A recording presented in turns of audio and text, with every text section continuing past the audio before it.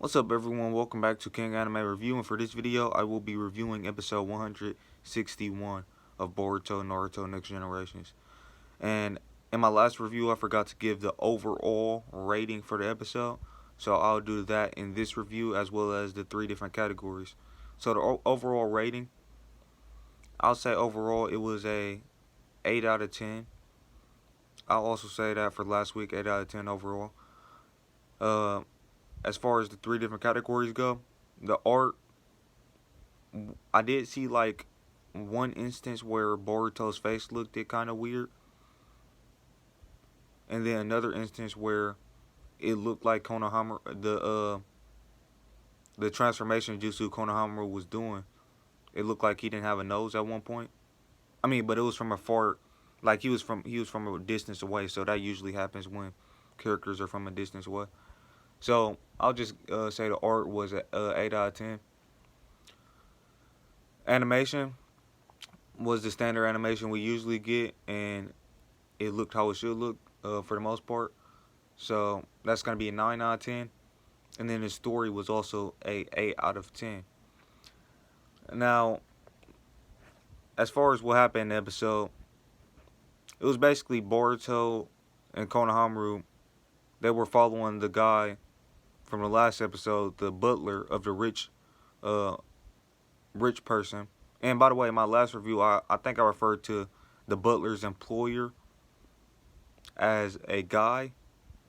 I think I did. I'm not for sure if I did or didn't.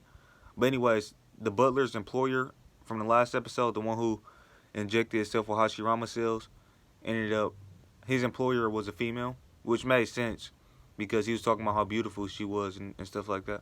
But he didn't actually he didn't actually say she or give out her name in the last episode. So, yeah, pretty much, well, we left off the last episode. The butler was on the ground, basically dying from Hashirama cells. Konohamaru used some of those antibodies from Miski. Apparently, they had some that the doctor gave him, but he only had one vial. Um, I think that's what it's called, or one syringe or whatever. One he could only use the antibodies one time. Um, so yeah, he healed the butler who injected himself with Hashirama cells, and the butler ended up taking Konohamaru and Boruto into his employer's castle, and the guy basically what ended up happening was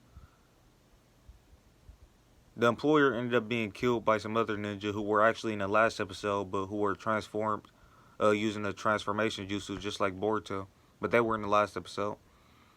Um, but yeah, they killed the employers. They killed the employer, the guy's boss, the butler's boss. I believe her name was Lady Sakia or something like that. And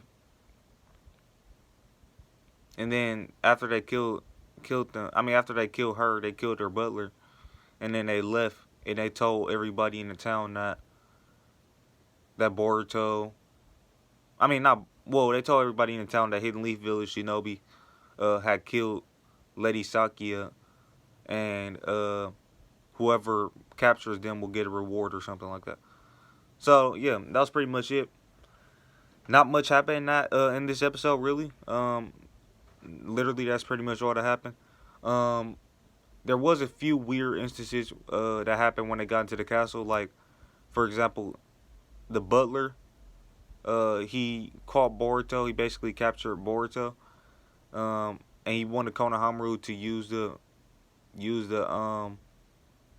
basically wanted Konohamaru to, because he was about to. His plan was to inject Boruto with the Hashirama cells, so he could see it, how Konohamaru would heal Lady Sakia. And by the way, Lady Sakia, it wasn't really anything wrong with her. The only reason she had the Hashirama cells is because she wanted to use them to gain more youth and get a more youthful appearance. Because she was disgusted at how she looked. That's why she was breaking all the mirrors in her castle and stuff. Because she was wrinkly, her skin was wrinkly, and she was getting old. and she wanted to gain more youth or gain a more youthful look, basically look younger. And she thought the Hashirama cells, as well as the help of a doctor, could help her look younger. So when they got in the castle, the guy, the butler, trapped Boruto. He basically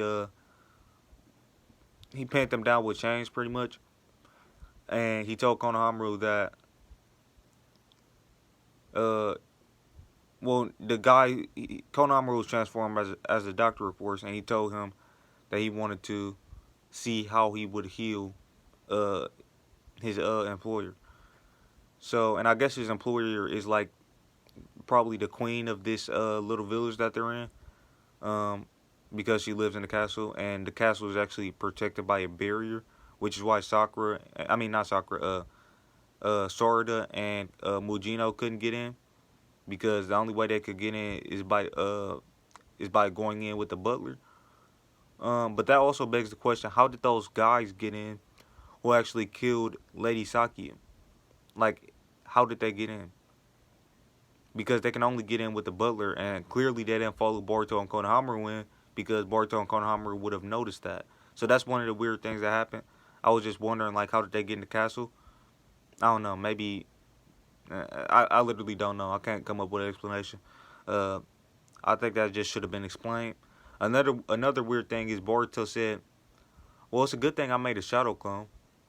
When he got pinned down, because basically after he got pinned down, and the butler was asking Konohamaru to show him how he would heal someone with the Hashirama cells. Well, not necessarily heal him, but how he would turn her. Because basically, what the thing was, I already told you about Lady Sakia. She wanted to gain youth, and the butler, he was under the impression that the doctor, who Konohamaru was pretending to be via a transformation jutsu, he was under the impression that he could basically age people down and make them a lot younger, and he wanted him to do that to Boruto, who he thought was the assistant.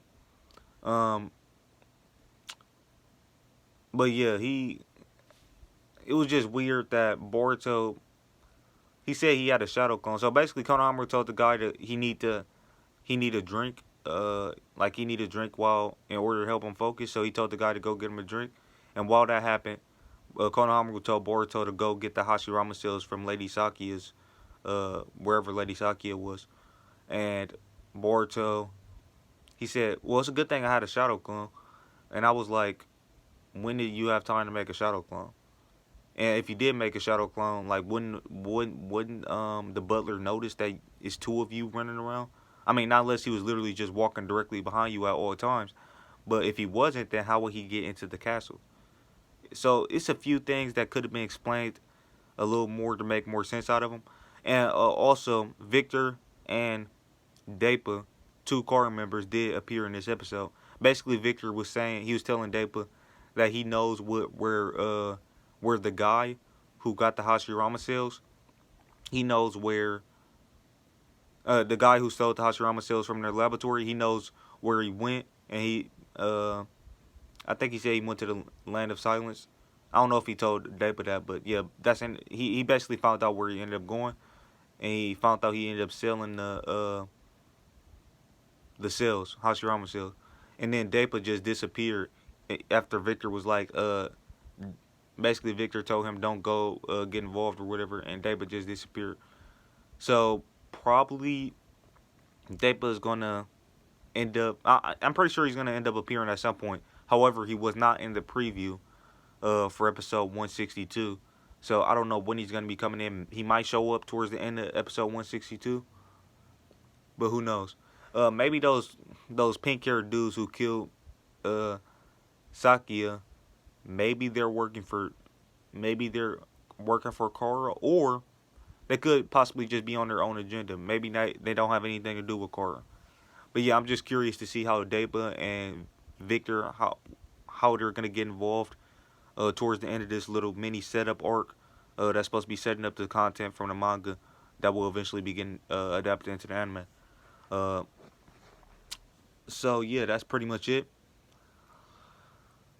Overall, it was a fairly slow paced episode, which necessarily is not necessarily a bad thing when you're trying to build up to an arc and add more detail and depth to the core organization, which the past couple episodes has been doing a great job at adding more detail and depth to the core organization. The pacing is very slow, not just in this episode, but even the last episode it was kind of slow. But this episode is definitely very slow pacing because pretty much all that happened was they went into a castle and found out uh basically their goal was to retrieve the Hachirama seals, but someone else ended up getting it, and that's pretty much all of the plot investment that happened in the episode. So it was a fairly slow paced episode, not necessarily boring. There was uh it was good at setting up the future of the like I said, setting up the manga content and adding more detail and depth to the core organization while setting up the manga content that will eventually get adapted into the anime. So overall, I think it was a pretty good episode. Um, don't really got any complaints with it, and I mean I already talked about basically the things that I thought was that could have been executed better. But yeah, that's pretty much it. Thank you guys for watching the video, and I'll catch you guys in the next one. Peace out.